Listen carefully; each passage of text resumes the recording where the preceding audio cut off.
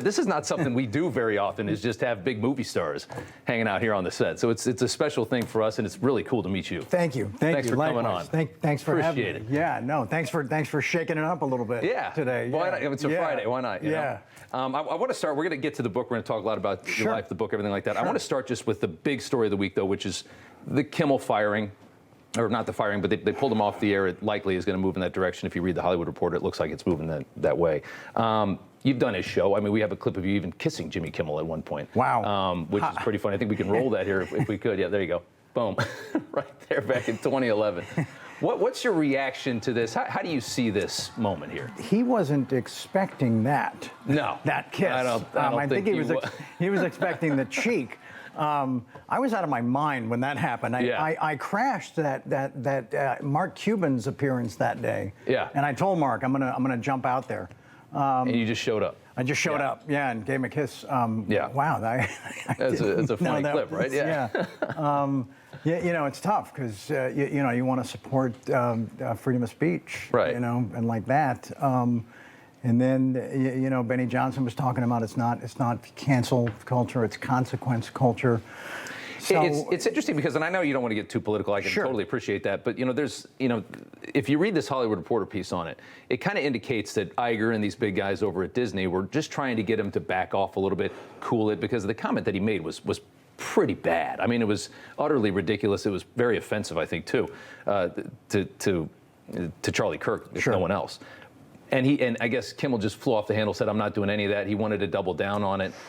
That, to me, takes it to a different place. I was kind of with that for a second. You know, it's freedom of speech. You should be able to say what you want. Sure. Now it's like the consequences. I mean, you're representing ABC. You're working for this big multi-billion-dollar company. Yeah. Does that change your mind at all on what happened? I've been on the receiving end. You have been. Of the consequences of doubling down. Yeah. And they will they will give you the broom, you know. Yeah, they will.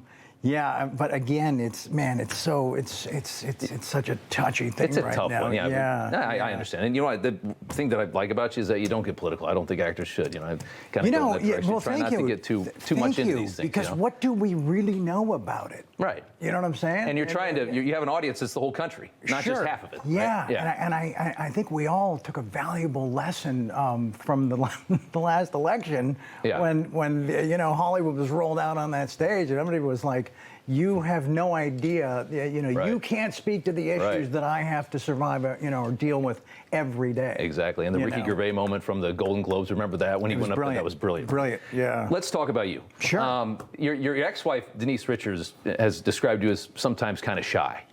So, which is interesting for a Hollywood star. But this is a tell-all book. Yeah. And I mean, this gets into the depths of the depravity that was Charlie Sheen there for quite a while. Sure. Is it therapeutic for you to just put all this out there in front of the whole world? Why do this? I can't imagine you need the cash. It wasn't about that. Right. Why write the book?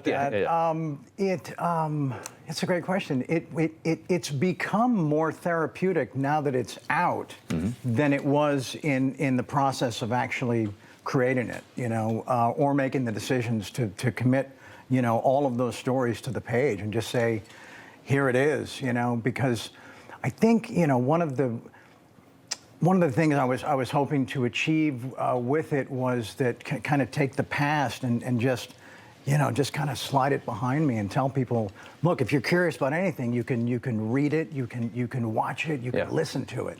Yeah. You got three choices, and just move forward. But the stuff that I do get into in there that's very personal. I always knew what it felt like kept in here.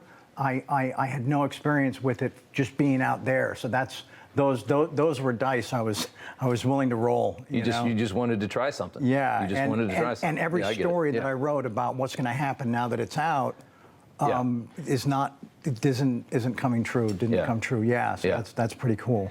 John Cryer, your co-star, 2.5 Men, great actor, says you feel like you didn't deserve your success. And that's something he made that assessment. You agreed with that assessment. Yeah. Is that like some kind of imposter syndrome? Because I mean, when I look at you, you've never done a bad performance. I mean, everything you did was good. I would understand if you had made bad movies and kept getting jobs because you were Martin Sheen's son, I would kind of get it. Right. But you did a good job. Thank you. Thank you. But it's, so what is that? What's that feeling for you? I don't think it's so much connected to the actual work. It's more connected to the journey getting there. Yeah. I'm not going to say that it wasn't difficult, but it happened so fast. You know, I went from kind of like I talk about in the book, you know, girls see me in the supermarket and thought I worked there, you know, and then Ferris Bueller and then Platoon and then all this stuff. So it was kind of like I just wanted a little more time to settle into this party. Yeah. And, you know, I blinked and I suddenly was the party. You were there. Yeah. You got there quick. I did. Yeah. And even though I'd watched Emilio go through it and Dad go through it for years, it's never the same. It's, you know, and they can say, hey, look out for this pitfall, look out for this thing, whatever. Yeah. But until you're actually, you know, on that battlefield in those trenches, it's a whole different reality, you know. In the darkest times, which a lot of it's in this book, you know, your toughest moments, you got a great family, you got a great father. Yeah. How did you pull out of those moments? What did you reach for? What, like, you know, I can't imagine. I've never been on serious drugs like that. Sure. But you read about how hard it is to get out, and it's just hell. And I mean, you were in it in so many different ways. Sure. What'd you do? How'd you get out? I just started paying attention to my body.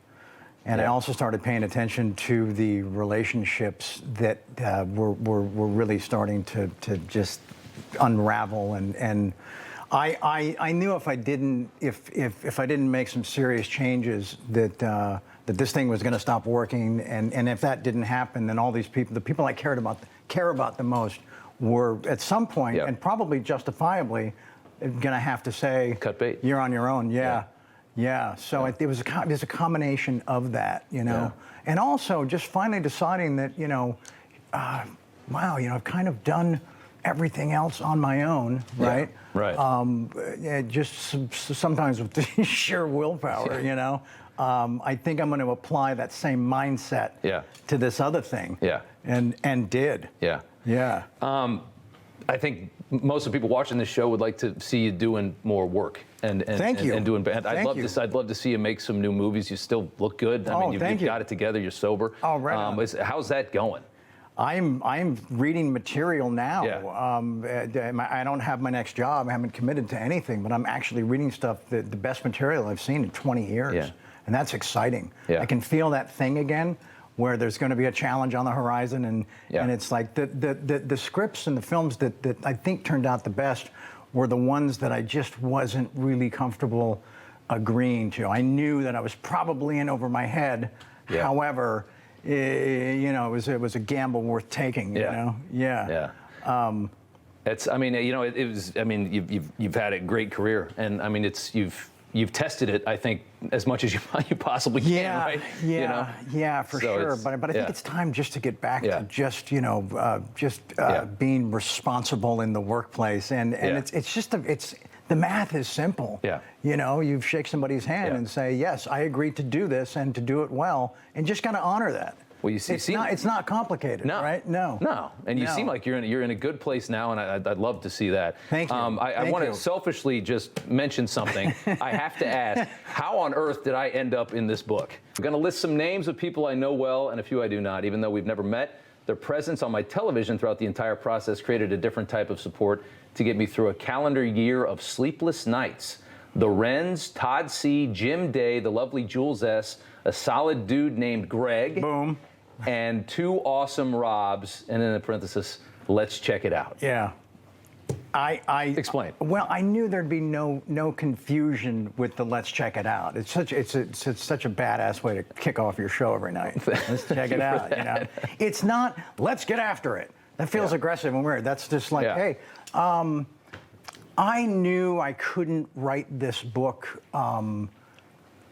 feeling how I felt during the first Trump administration, right? And so I decided that you know, I was going to go back to you know, doing my own research, something I have relied on my entire life, you know, and just when I'm curious about something, I do my own research. And I started looking at it like if I was on a jury, okay? And I left the courtroom every time the defense presented a new witness or cross-examined someone or presented new evidence, right? Right. And I left the jury every time and came back and then thought I still had a right to weigh in on a verdict, right? So I couldn't, because I wouldn't have the full story of that case, right? Right. So I knew it was time to change the channel. And I changed the channel, and I found you guys. Right. Yeah, and the nights I did go to bed, Yeah, which was every right. night, yeah, Right. I went to bed in a much better mood, feeling a lot better about the state of things. That's how that wound up In that book. there, yeah. No, Which- yeah, that's wild. Yeah, so thank you. Thank you. No. If you would have told me when I was a kid watching Wall Street, which I loved, watching Major League, Thank you. that someday Charlie Sheen was going to watch my show, I would have never believed it. And here we are. And here we are. And here we are. Amazing. Good to see you. Yeah, man. likewise. Thank you so much for coming on. Pleasure. Appreciate it. Charlie Sheen. You know, everybody's reporting the same stories, the same spin. You turn the channel, it's always the same. But not us. We're different. We report the real news. No spin, just the facts. Turn to us, and you won't turn back. Tune in to Rob Schmitt tonight on Newsmax.